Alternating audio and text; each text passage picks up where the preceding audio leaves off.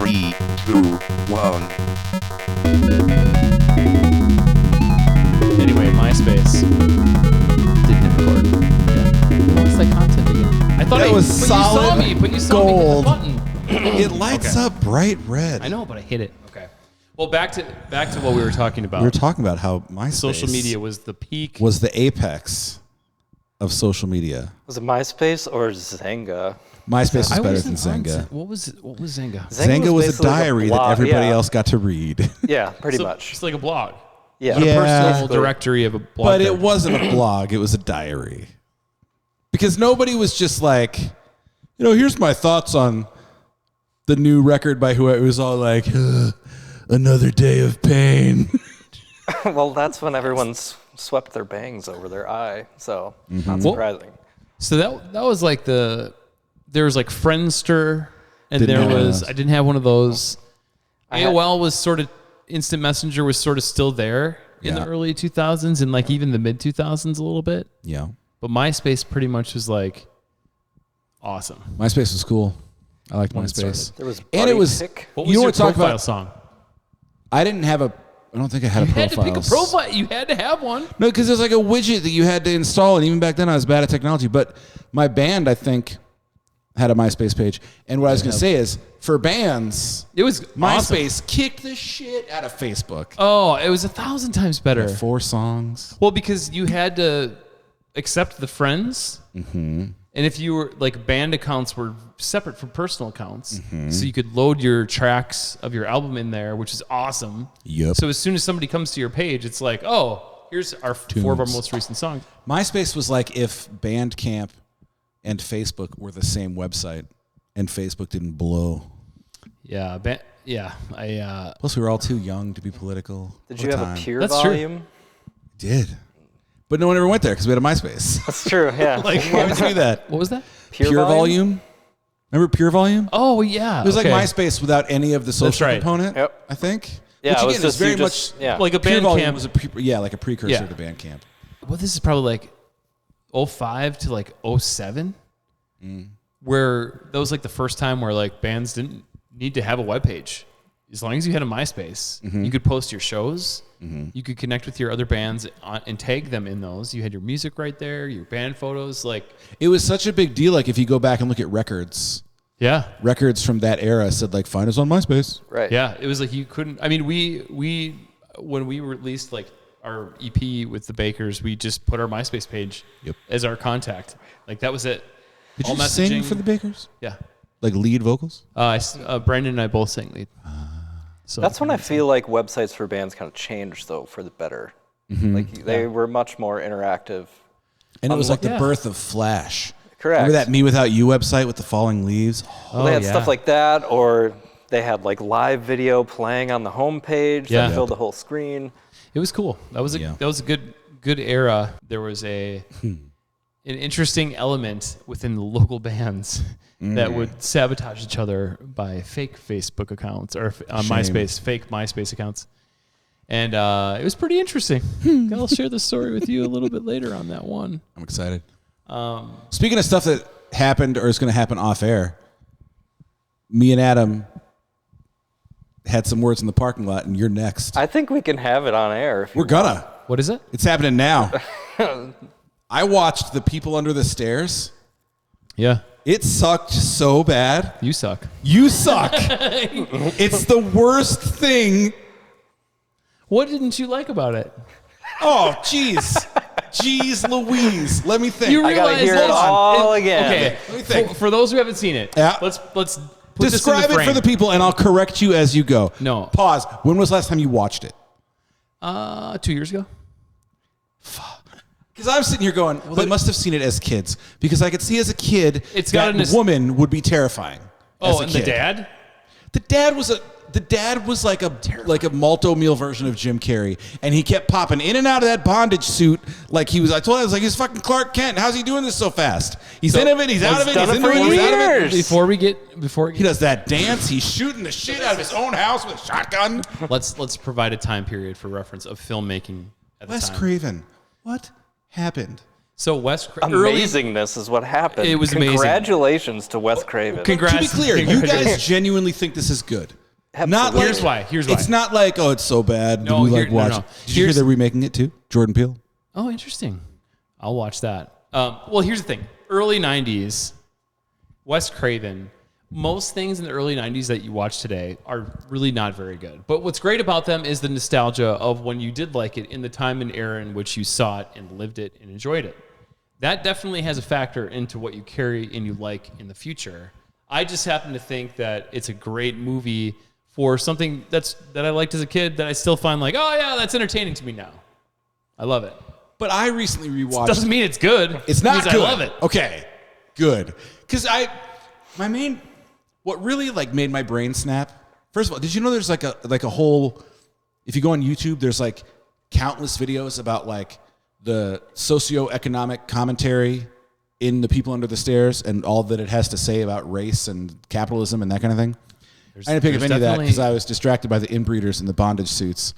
And the weird zombie boys that still all look like fucking Joey Lawrence with their perfect hair. And then at the end of the movie, they let them out free. And they just wander out. They just, all right, see ya.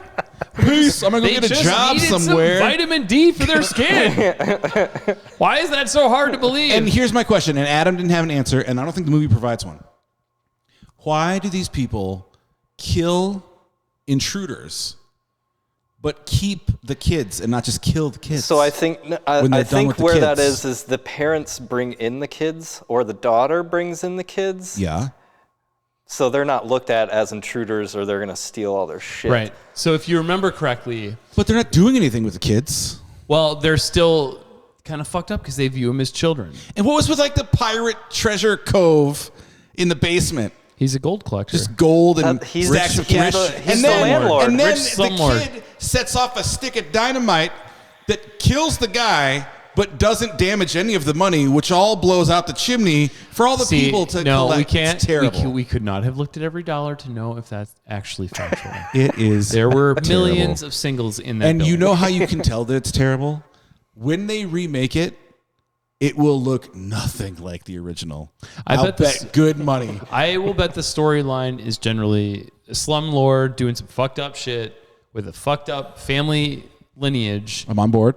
That they are consistently just trying to get as rich as possible and fuck everybody else. But what they want is to build a really fucked up family. But every single kid they've adopted has a problem. So they cut out their tongue, or they cut off their hand, or they abuse them, or whatever. Until but provide them plenty of shampoo and conditioner. What was the name of the girl in there? Yeah. I can't remember. I don't know. Is it a silly movie today? Yeah, it's absolutely silly, but I still fucking love it. Cool. You guys did not prep me like that. You said it's my favorite scary movie. I didn't want to prep you on it. You have to go in why blind. should I have to prep you on it? Justin rewatched it too the same day I did because I saw him that day, and I said I'm going to go home and watch People Under the Stairs because Zim and Kay, he's I'll watch it with you. And he texted me the next day. He goes, "Did you watch it?" And I go, "Yeah, it was terrible." And he goes, "Yeah, I forgot it was a comedy." It's sort of, there is a lighthearted element to it. It's not sort of. It's a comedy. Yeah. But or it tries to be. It was awful. It was terrible. It's so good. Which leads us, I think, so awesome to what you wanted to talk about today. Oh, let's stop there for a second. So Justin, you mean the guy who we called and texted to get on the show, didn't answer, doesn't respond, doesn't He's Mr. Big Time. involved He's too good anymore? for us. Okay, just making sure. I did have Justin, lunch with him last week. Again, is now on 6 episodes of the podcast that we've mentioned. This will be the 6th one. Yeah, he's like our spiritual. Should we just keep calling He's him? our person under the stairs. Should we just keep calling him until That's he technically answers the what phone? you guys are right now. We're people under the stairs. Look at that. Look We at are right that. now. Look at that. It's all time. Full circle. It all connects.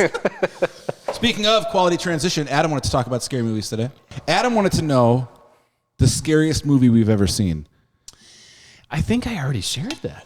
Is Children it of the Corn. goddamn... Okay. See, I have one that's not scary, but it like... Have you guys seen The Mist? I have not. Do you intend to? Because I'll tell you how it ends. I do, so don't tell me how it ends. You intend to see it? Yeah. Okay. You only watched it the once. Original or the remake? The remake. Okay. With I think it's Tom Jane I have to think or about Viggo. I have to think about what, I can't watch it again. like, I feel like there's got to be something that, I don't know. Maybe I'm just so dead inside. Same. And I don't. This one would get you. This one. Can you say why it got you so much without giving too much away? No. Okay. Well, although I think came out 15 years ago. Fucking watch it already. I just haven't. One that fucked with me at the time because of a brilliant marketing campaign was the Blair Witch Project. Never seen it. When it came out, and their marketing campaign was, this is real footage and all this other shit, and then they had planted fake articles in local newspapers and all this shit. And brilliant. People forget it was like, maybe not the first found footage movie, but it was the first one most people had heard about. Yeah. You know? And now they're everywhere, but like that was kind of the first That was one. that was the original. And people did think it was real. This is like pre-internet. I mean, I had dial-up, but no one was talking about Blair Witch spoilers and whatever. Like, nobody fucking talked about that. It was just like around the internet because they had a website. Was this is real footage? This actually happened. They built bios for each character, posted on their website. Like, brilliant way to market. And wasn't it like a student film? It was like college kids or something? It was a low budget. Yeah. Never seen it. Well, but I went and saw it like the second day it came out. So the hype was still that this shit was like supposedly real. So at the time, it was scary as fuck. Yeah. I didn't watch the other ones though. I heard the second one was okay. No. I don't see how there could be sequels to that. Well, that wouldn't suck. The second one has. It's not a found footage movie at all. It's not. It's a second. It's basically. I don't even know how to describe it. It's been a long time since I've seen it. It's like a D-rated horror movie. It's terrible. Okay. But it's also one of those that you'll find entertaining most likely, but it's really bad. But at the time when it came out. So you're saying it's got just the right amount of incest? Not quite. It's not high up on the list for me. You guys watching Game of Thrones? Never seen it. Well, let's not talk about that then. You're talking about what's the new one called now? The prequel? House of Dragon? Yeah. Which is pretty good. Again, medieval times, incest. Did you? Kind of a toss-up. Adam hasn't seen it yet. Number one, incest. There you go. Adam hasn't seen it yet. Do you have Disney Plus? Mm-hmm. Did you watch Werewolf by Night? No. It's so good. It's 50 minutes long. 50? Yes. 50. And it's black and white, and it's like a perfect homage to like the Universal monster movies back in the day. Oh. And it's so good. We watched it, and it's good. Anyway. Speaking of scary bullshit. Oh, God. How about that fucking Packer game? You gonna press the button? Fuck. I feel like this could go on way too long, so what I thought we would do is maybe structure it. Okay. And I'm going to give the question on a rating scale, and you give why on a scale of 1 to 10 you think the question I'm going to ask you is. So scale of 1 to 10, 10 being fuck off, they're done, or fuck off, you suck. 2-0 like, no. Everything's fine. Totally fine. Okay. And then the why, you said? Yep, and then the why you're going to score that way. So I'll start with you, Adam. Aaron Rodgers, performance, 0 to 10. Just in that game or so far this season? 5 games in, where are you at? I'm at like a 2. So you're okay? You're okay with them? Things are okay? 10 is the worst. Yeah. 10 is, fuck this guy. We need to say 7. Yeah. Well, okay, yeah. Let me change that. Okay. I think, yeah, so I'm expecting us to just suck week 1 at this point. But I thought in this game, the first half, I thought he looked pretty good. I thought our offense looked pretty good. Obviously, there's going to be some stuff that wasn't. But from what we've seen so far to the first half of that game, like I was finally thinking, like, man, are we actually going to blow out a team or have a decent win that's not fucking ugly or down to the wire? So let's call this 0 to 10 worry scale. 7, you're getting very concerned with Aaron Charles Rodgers. I think it's the same shit every year. Okay, that's a good reason. I'm not putting it all on him. Oh, by the way, there's the charger box right there. Hey, it's all good. I don't think it's all on him, but what I'm so curious about, and we'll never know, is who's all making those calls at the line. What is his decision at the line? And what was the original play call? I think all in all, when he does it well, it's awesome. but when he does it bad, it could be catastrophic. All right, I'm going to go on a little mini rant, but I'll wait. Chris, 0 to 10, comfort level. Are we worried at 10, or are we? He's fine. He'll be fine. I'm not worried yet. At a 0. Rogers? 6 or 7. I think this is the second week in a row that he's been caught on a mic motherfucking people on his own team during the game. And I think that my concern is not with the offense or defense, it's with the locker room. And I think they're all like, they're talking to each other in the press now. Like Jair Alexander said that thing about, they said, are you worried about the defense? He said, I will be if we lose to the Jets. And then in his press conference, Rodgers specifically mentioned Jair Alexander and said, I don't like him talking like that. Blah, blah, blah. I don't want to put that out there. And then you have Aaron Jones saying, well, I would have done this. And I just feel like if I'm the center or I'm Robert Tonyan, it doesn't feel like leadership when Aaron Rodgers motherfucks me on TV in front of my family. It feels like this is the men's league and I'm an adult man and don't talk to me like that, because I don't think anyone's motherfucking Aaron Rodgers when he's hucking air balls 10 feet above Randall Cobb's head. And I'm getting a little tired of like, yeah, there's some rookies on the team with Cobb and Tonyan and Lazard and Lewis.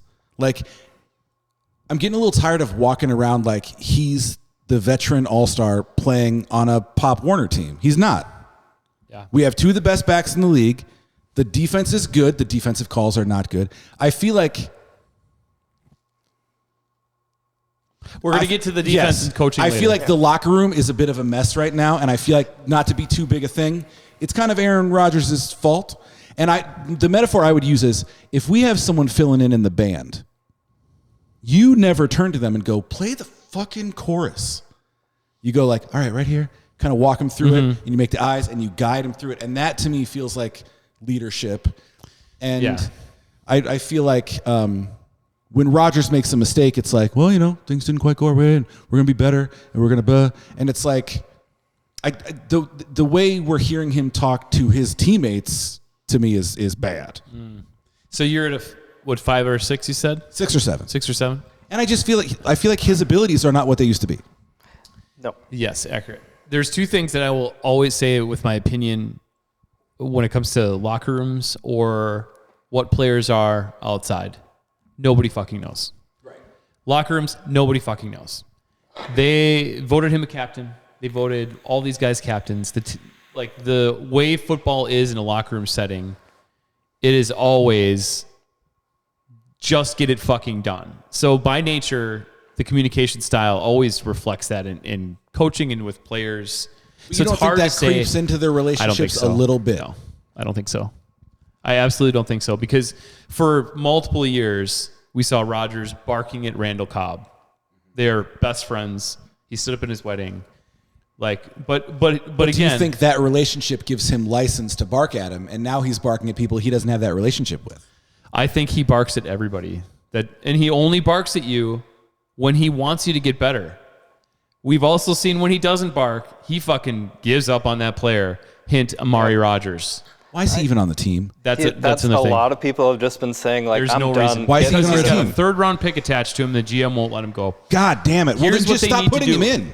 Yeah. Well, right. But like, let's finish the. Yeah. See, this is what we need to avoid. It's a lot. There's a lot happening right now. Yeah. On a scale of 1 to 10, I am on a 9.5. Woo! I have been done, as I texted both of you. I've been done with him since, when this offseason happened and he totally tried to hero ball an entire playoff game himself, which was obvious. It highlighted the biggest issue that is wrong with an Aaron Rodgers led offense. He's not coachable anymore. It's always going to be about him, and the longer he thinks that he is the best chance for that Packers team to win, and his head coach is going to try to fit this offense into the personnel that they have, which does not match what they want to do, what he wants to do in his brain. Did you watch his press conference? What needs to happen? He needs to become the John Elway to Terrell Davis with Aaron Jones in that running game. He refuses to fucking do it. He will never, ever do it. He will never do it. He will always take the pass. He will always be in it for himself. Doesn't mean he doesn't want to win. He wants to win. He wants to win a title, but he cannot be held in check. He will not be held in check. His play caller doesn't put him in a good spot. His play caller doesn't hold him accountable, and he has no interest in being accountable. When I'm sitting on my couch on those last 2 plays, and I'm saying, this isn't run pass option, and guess what? He's going to fucking throw it. Mm-hmm. And then they show the replay, and the outside linebacker goes, RPO, RPO, and abandons run coverage and was ready to attack that ball that he was trying to throw. And also both defensive linemen knew it was coming. Well, didn't Rodgers go like this too? They knew what the fuck that that's was. when he even pointed. the announcers were like, well, that means something. Yep. That's what he pointed. I didn't even need to see the fucking tap before I knew it was a run pass option. And you know he's going to throw it. He's always going to throw it. Mm-hmm. It is about him. And if you look at the replay, there was a very clear lane to get at least 2 yards, maybe a touchdown. Mm-hmm. And then guess what? He does the same thing again. Yeah. And McAfee caught this. This is a perfect microcosm. They caught a video of him talking to LaFleur on the sidelines. And LaFleur's mouth looked like it says, you want to call what? Mm-hmm. Before those 2 plays. And then he fucking calls it again on 4th down and calls his own number again. Mm-hmm. You need 2 fucking yards. Dude, in his press conference. You need 2 yards. He is not coachable. He needs to be... They will never win a Super Bowl. I'm going on record. They will never win a Super Bowl, another one with him, ever. They need to move on. They need to get what they can for him if he's not going to retire. Yeah. And move on. Maybe it's not Jordan Love, but it's got to be something different. LaFleur is too creative of a coach. Mm-hmm. Yep. That he needs somebody to run the offense. I am saying a 9.5. I love the guy. I appreciate everything he's done. I don't care about the off-field stuff. He's so far into his head that he is the best player on the field. He needs to take the John Elway mentality and realize, I'm at the tail end of things. We need to run this through our best player. That's our running back, and build the offense around that. If he does that, fucking Super Bowl, for sure. But it will never happen. Dude, in his press conference, someone asked, the question was basically, do you think the plays that you're running are in keeping with your new identity as a team? Meaning, you guys are clearly a run team now, and you keep throwing it all the time. Yeah. And he said, I hear what you're getting at with your question, and I don't agree. Yeah, because he still thinks that he's... Well, check the contracts, because they paid both of those guys a lot of money. And that's my thing. Like, why pay Aaron Jones? Why fucking pay Aaron Jones when now it takes away from other things? Mm-hmm. Can we also talk about, like, I like LaFleur, and I hope he's our coach for a long time. Let's go to the next one. Worry level, 0 to 10. Coach LaFleur. I think he could turn around next week, but right now I'm at a 10 because we're 5 weeks into it's on me. It's on me. Well, then fucking change it. We're years into it's on me. Though. But that's my like at a certain. I feel, and again, I know we don't know what's going on. It feels like he's not really coaching. It feels like the inmates are running Aaron Rodgers' purse around and then taking all the blame. Yep. And it's like enough, dude. Exactly. Like, it's all about Aaron. Yeah, and it's just again. Last week or the week before on McAfee, Rodgers said that he tells LaFleur, people don't pay to see me hand the ball off. They pay to see me throw it. And it's like, no, they want to see you win a Super Bowl. Yep. Right. If fucking Josh Nijman is walking it into the end zone, fine. I don't care. I'm just tired of this. Woke up at 8 o'clock in the morning for this shit, dude. Yeah. It was terrible. 0 to 10, Matt LaFleur. Same. I think it's... Well, let me rephrase that. 0 is it's going to be fine. 10 is we should probably move on. I don't think we should move on. No. I think we should keep him forever. But I think he probably a 5, 4 to 5. Yeah, but I think he needs to be empowered. I think someone needs to tell him, like, listen, by whatever means, Aaron Rodgers is not going to be here longer than 2 or 3 more years. Mm-hmm. Whether we send him somewhere else, whether he quits, whether whatever, there's a good chance LaFleur could be here for 20 years if he gets his shit and does what we think he's capable of doing, there's no reason to move off of him. So I don't know if I could put a number on it. I like LaFleur. I think he's a great coach. I think it's good to have a young guy. I think it'll really be helpful when the next quarterback comes in. Yep. But I don't think he's coaching right now. He's not. Oh. Well, and when you're head coach, he's right. It does fall on him because he didn't, he's accountable for the wins and losses. I will say on a 0 to 10 scale, 10 being fired, I'm usually almost always a 5 with every coach because I'm hypercritical of every coach.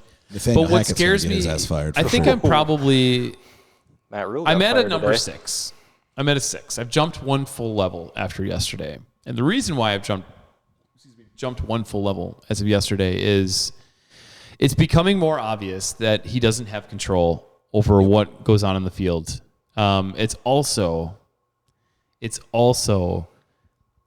not great that I texted you yesterday.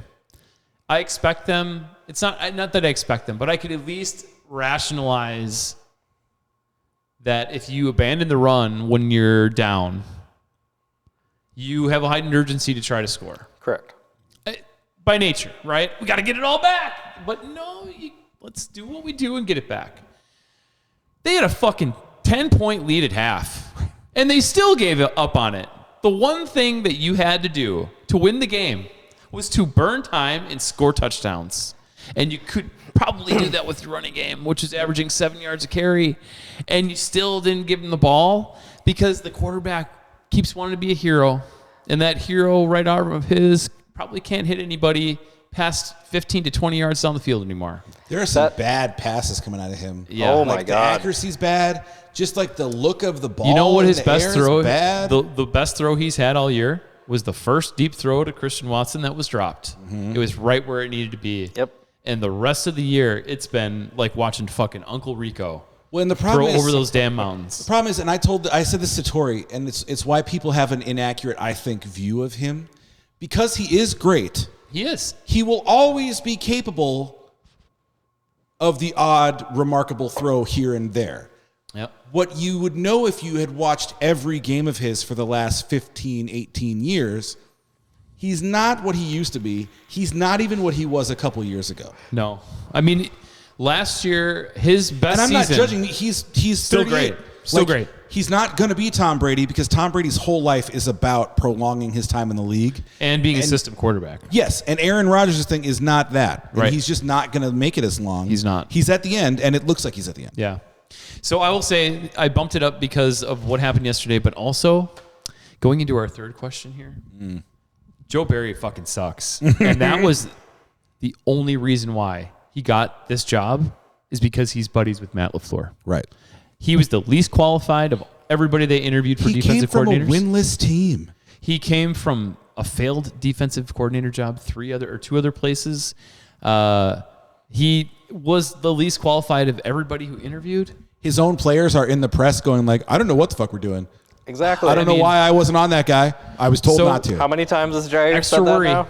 Extra worry Yep. that he gave it to his buddy, hoping that his track record was not what he actually is, and he's what he was before.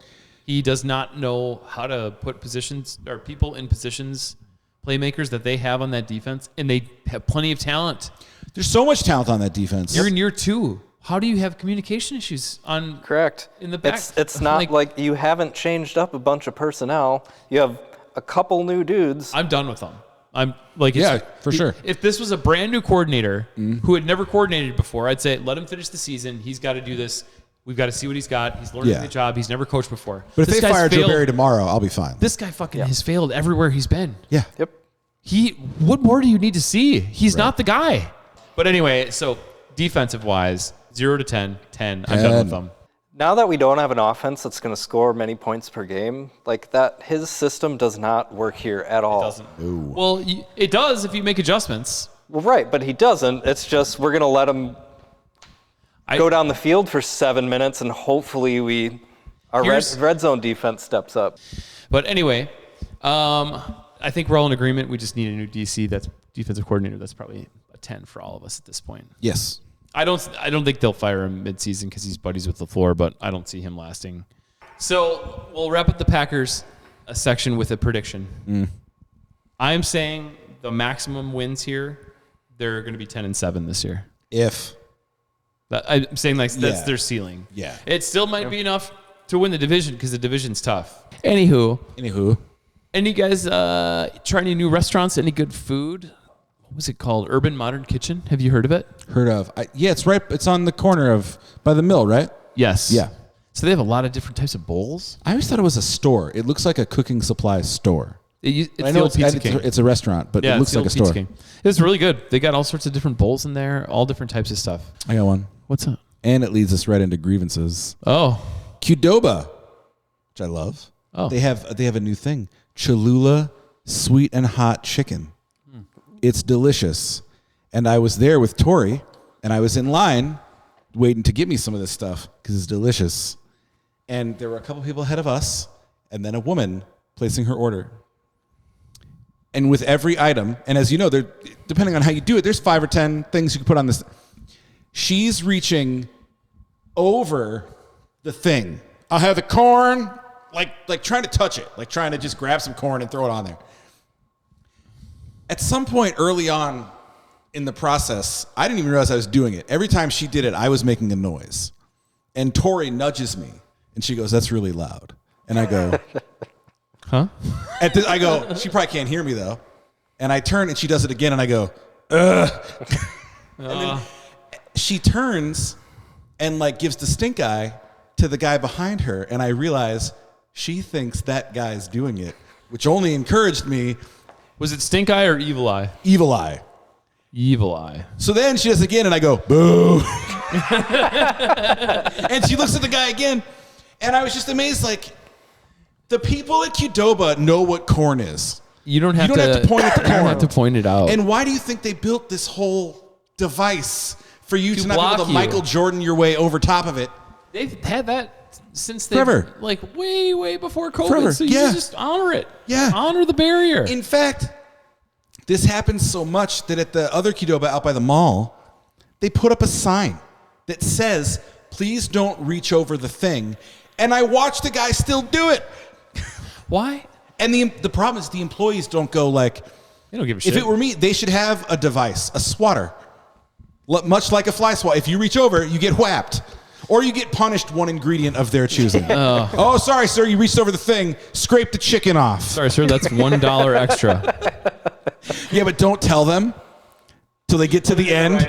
That one burrito, $27.50. Violations of the windshield law. Yeah. But I can't believe, and the employees don't say shit. And like, it's never anyone who could possibly have an excuse. It's always an adult. It's clear. Yeah. Like, stop reaching over the thing. But it was fun heckling this woman the whole way through her burrito order. Boo. Boo. Stop it.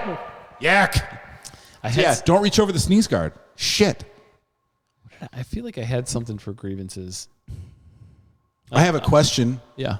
about a grievance that someone told me shouldn't be a grievance, and I'm curious to hear your thoughts. At a restaurant, you have to blow your nose. What is the protocol? Go to the bathroom. Thank you. Agreed? Yeah. I talk to someone, it's like, nah, what's the problem? Well, if you If you have to sneeze, right, shit happens. If you're making a conscious decision to... My thing is, if something's going to exit your body, leave the table. Excuse yourself to the restroom. Do whatever you got to do. Expel all kinds of stuff. I don't care. But not at the table. It's definitely the recommended. I would think. Way.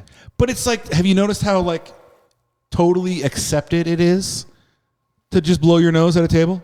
Like, I don't know. Like, we're all gonna get sick. I don't really think about it. Fox in school. Like, I don't think about it. I honestly don't dedicate any mental energy. You can't think about it if you have a kid in school. No, because I dedicate zero mental energy at all because the stress of something will literally make you sick. Yeah. So it doesn't even pay to think about it. Or your brain's powerful enough to make you think you have something you don't even have. Yeah, absolutely. Why give yourself just let it roll, right? Yeah, we're all gonna get sick, but if we can avoid it, let's try to avoid it. Sure. You know, I just don't get it. I don't either.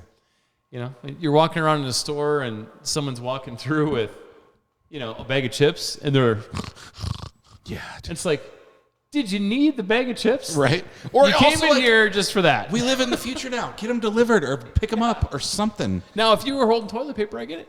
Probably not feeling well. You need some new toilet paper. It's an emergency. Sure. You got to get it. But it's Gotta fucking have bag it. of chips. And you're fine. If you're sick and you got to get a bag of chips. God knows. God knows. This is a pro-chip podcast. We are. You know? We are very pro. I'm proud of that. We're a pro-chip organization. Dude, have you... I can't even. Like, I was going to... The political ads, man. I can't. And why... It's such a stupid format. Why does Mandela Barnes... So, first there was one where he's making a sandwich.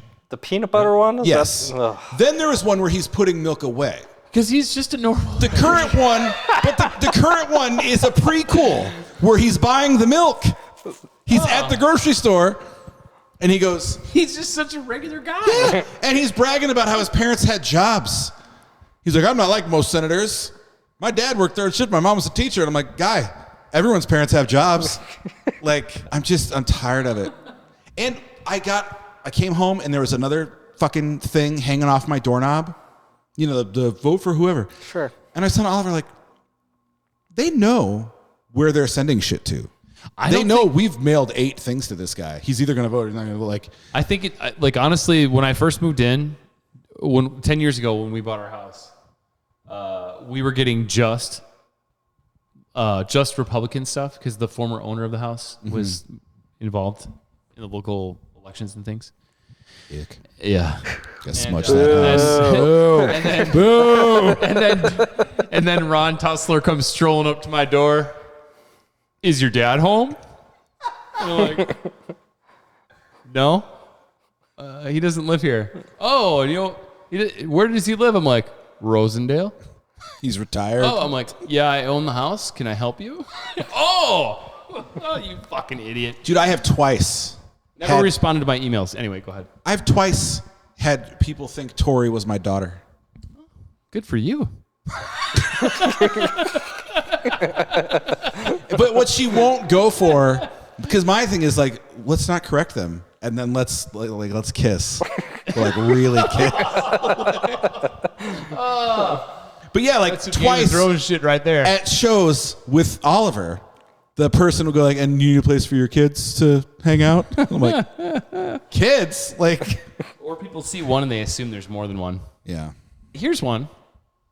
It's fall. It is. What albums pop out to you that are fall albums that you like to listen to?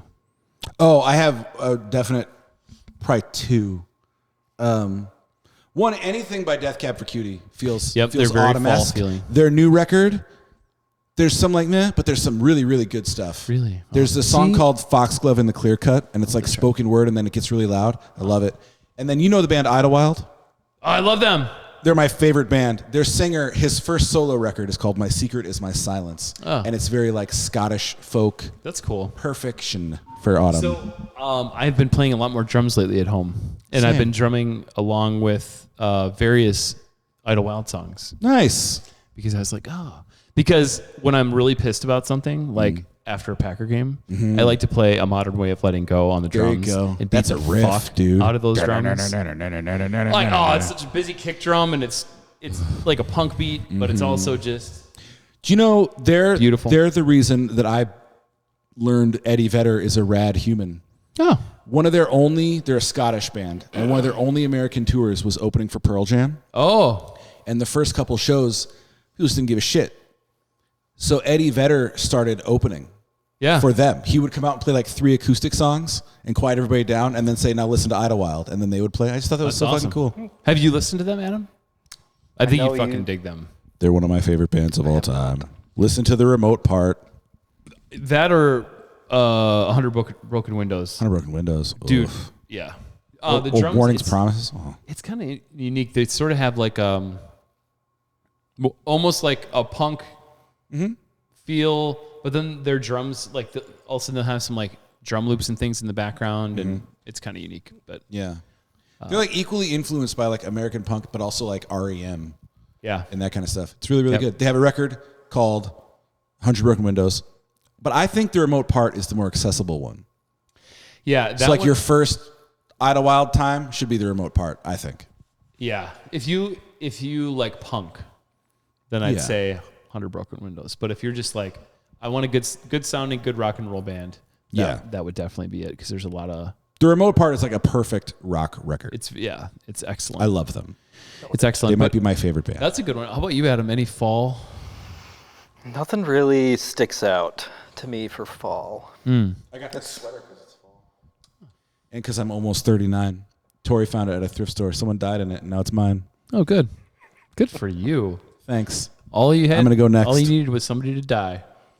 You could have it. Sweaters for us all if you just wait long enough. That's a great storefront name. Sweaters for us all. Do you have a fall record? There's probably 3 or 4 records I think of. The Halloween soundtrack? Definitely The Shepherd's Dog by Iron and Wine for sure. Okay. Do you have that one? No. You got to check that one out. I like Iron and Wine. I don't know if I like them a record's worth. So Is that too long? It's a start to finish, like it's a full like I think how they should make records. It all pieces together really well. Okay. Whereas the other records are sort of like, they have their kind of style of what it is, and then that's what it is, the whole record. So The Shepherd's It's Dog? very up The Shepherd's Dog. Dude, I'm serious. It is hands down their best, in my opinion, their best, most not diverse record, but it's written so well from start to finish that it's it's a single listen if you really want to. Cool. I'll check it Which out. is awesome. That one, I'd say Kid A for sure, but Radiohead, that one's a fall Who's that? vibe. Radiohead, Kid A. That's one after OK Computer. Radiohead. What college did you go This to? is the part of the podcast where I cut in Chris's. I think I like Radiohead now. From the first podcast, I'll put it right in here. I do. I enjoyed it. I like that. Did you listen to Kid A? It's right after OK Computer. I think I listened to OK Computer. Listen to OK Computer. I for think sure. So, yeah. And I liked it. Kid A was after it, and there was an overlap of some of the songs Sure. that were on OK Computer that they ended up moving into Kid A. Okay. I kind of like when bands do that. It makes, as you listen to the whole like discography, it makes more sense. Yep. And then I'd say probably like, which I'm trying to think. It's the Deftones album that has My Own Summer on it. What is White it? Pony? No, No, Adrenaline, Around the Fur. Around the Fur. Boom. I was just listening to White Pony the other day.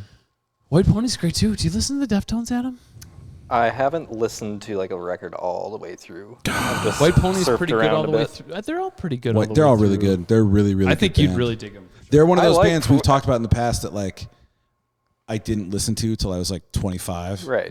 Because like in high school, the people that like the Deftones are not my kind of people. Well, and I only heard because Dave started playing them one day, and like, yep, I'm liking what I'm hearing right now. I love His the voice fact- is just like Yeah. otherworldly. I don't know how he's doing half the stuff he does. So, have you seen them live? Deftones? I've seen like footage. I've not been to a Deftones show. So I've seen them, I think, probably 4 or 5 times. You've been at Deftones shows 4 or Yeah. 5 times? Yep. To see the Deftones or like they were opening for somebody? 2 they were headlining. And then they were opening for 2 others. They were all at the Raver Eagles Ballroom. Who'd they open for? They opened for, what are they? Seven Dust. Oh, I saw Seven Dust once. So they opened up for Seven Dust a couple of times. And then I saw them with Incubus twice. But they were, hey, I like early Incubus. Didn't like later Incubus. But they were, I can't remember, it was around the same time period, but I was at their White Pony all the way through. I saw each album. But what's the one after that? After White Pony? White Pony. Self-titled. With the skull on it. It's just called Deftones. It's got like the skull and the roses on it.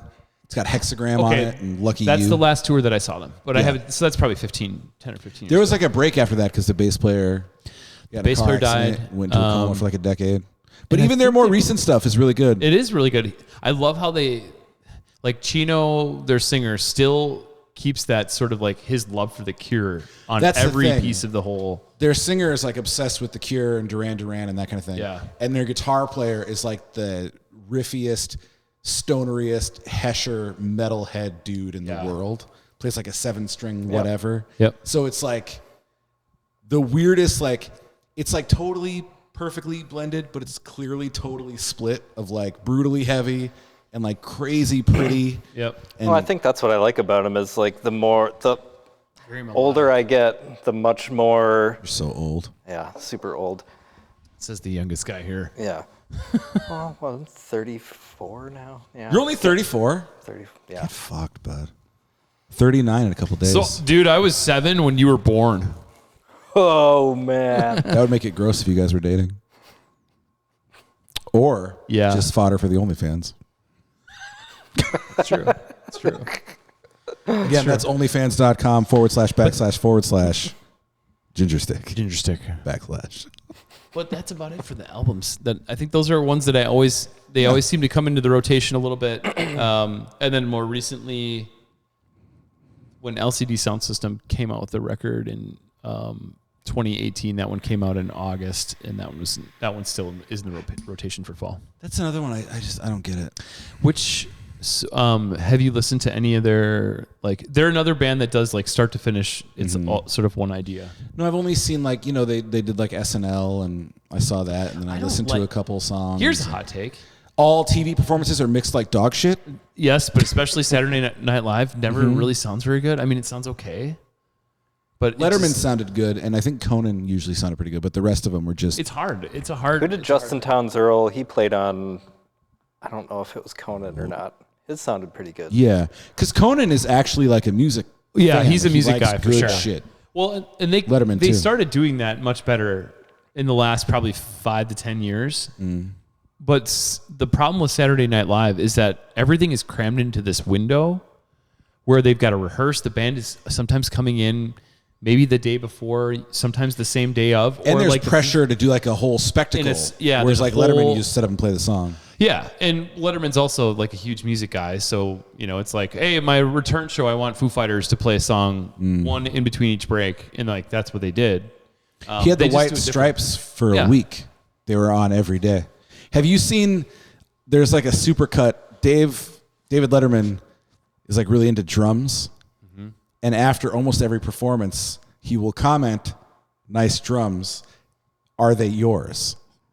And there's like a really fairly lengthy, someone took all of them and put them in like a supercut on YouTube of just Letterman, "Nice drums, are they yours?" That's like whose do you think they are? Did you find those? Were they here when you got here? Those are nice. All right, final segment. What is it? Christopher's Crunchy Corner. Sure. We have to try some like chips. We have new chips. Wait a second. Before we do that, Go ahead. We should see if we can call Justin. Let's just do it until he answers. We'll fax him one of these. Screamin'. So look at that artwork, dude. Look at that classic horror vibe. That's artwork. pretty good. Screamin', Sriracha.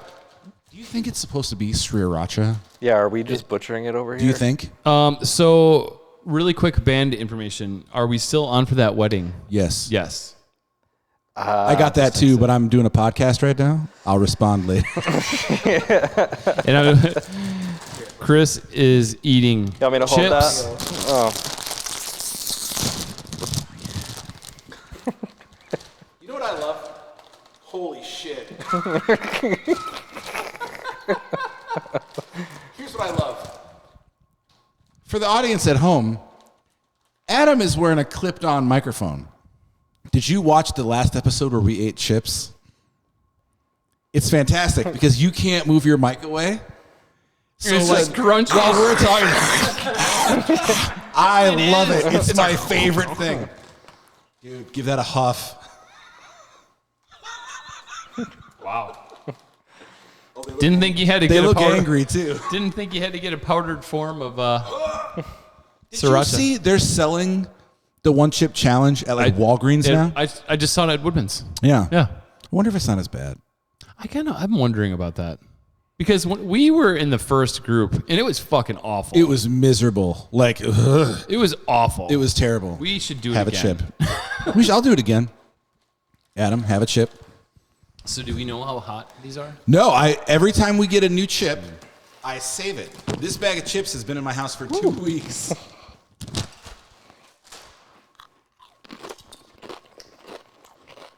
I can taste the red chili of the sriracha. That's pretty good. I taste like Sriracha. It's hot too. They definitely hit the Sriracha like flavor. It's pretty good. Yeah, that kicked me in Here's the a back of the question. throat a little bit. And there is supposedly a right answer, but do you have Sriracha in your house? Yes. Or like I used to, not anymore. you guys Yes. do? We do? Do you refrigerate? No. Should I? I did, yes, when I had it. You did. Yeah. So you don't have to.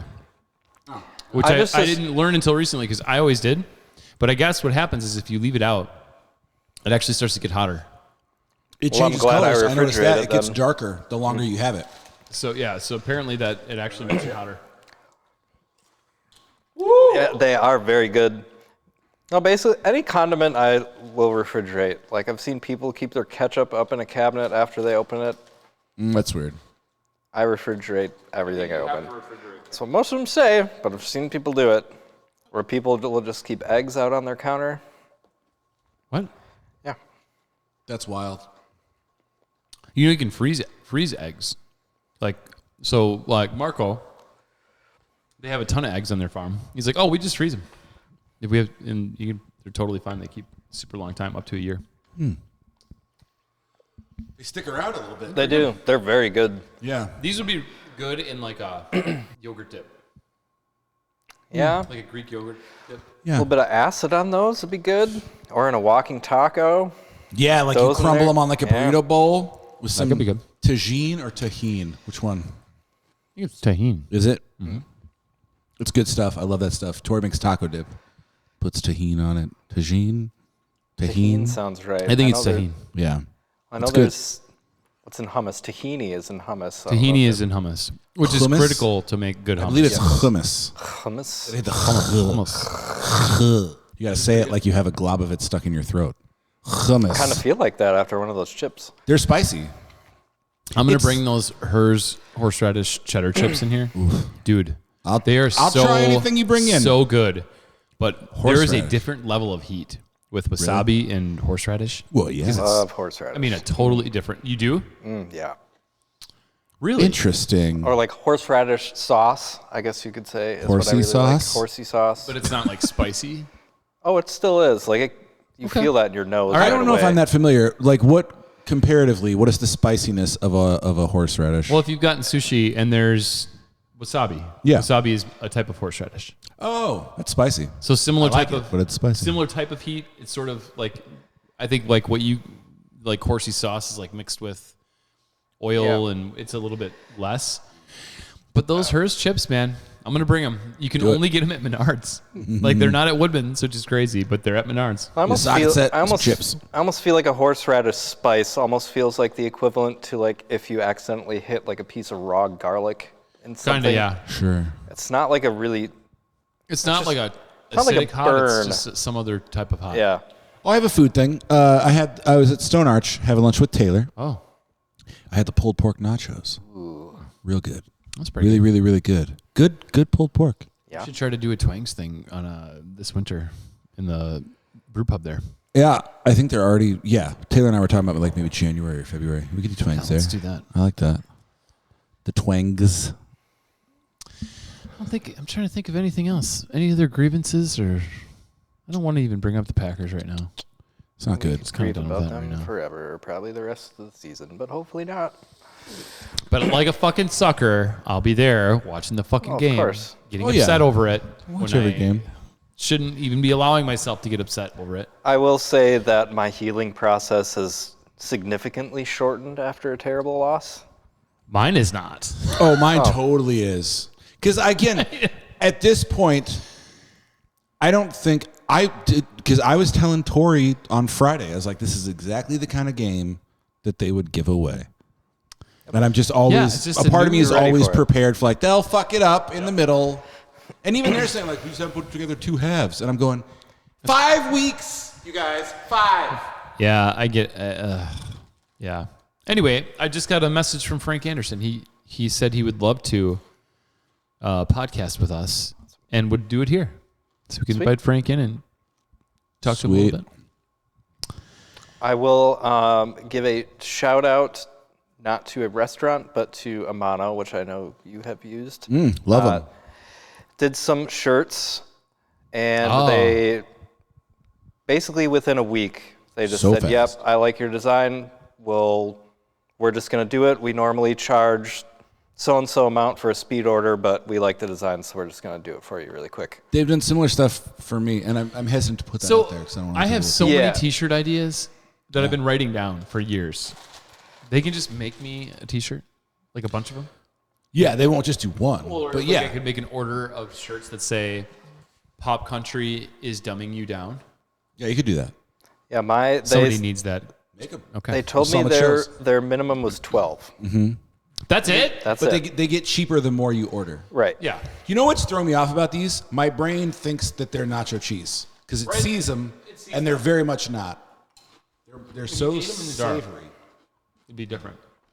You know what's like a thing? There's restaurants. How bad is this audio? So what? No, Oh, Ginger Roots does that. and there's restaurants in Vegas where it's like Oh. pitch black. I have to fucking go to Vegas in December. Gross. Ick. Sorry. I'm already like trying to figure out like Maybe you'll bump Fun into things to Devontae do. at a Taco Bell. He eats a lot of Taco Bell. You can tell from the It commercials. shows clearly. I love that when you see anyone other than like when Gilbert Brown had a burger at Burger King. I was like, yeah, sure. it was amazing. Did you notice like every game on Sunday came down to the wire? They were all like in the all last rigged, man. 45 seconds. That's why I've seen it a few times now. A lot of people, I would say outside of Bills and Chiefs, basically every other team is a mid-level team at this point. And I Not a think bad everybody thought it was going to be just hot this year. Yep. Because everyone's got a quarterback this year, and Lot they of bad all. football. What's that? A lot of Lots bad of football. it. Yeah. Anyway, well, we will have a guest next week. Horror fans should watch the movie X. It's really good. And that'll do it. That'll do it. I love you guys. You too, there, guy. All right, we'll see you guys. Onlyfans.com//gingerstick/. Boom. Any shows There coming it up? is. Oh, Toy Drive. Not yet. Shows coming up for you? Probably. Because I think ours is a private show for Yeah. wedding, right? Yeah. If you want to book a show, get in touch. We'll book it. We'll come play your backyard. We'll book it. We'll do do a it. full band. Get down. If you we'll get needed to- real rowdy. If you want to meet the neighbors and the cops, book our band to play at your house. It's only $10K. break all your shit. We do financing. We do financing. It's $10K per hour. All right, we'll see you guys. 3, 2, 1.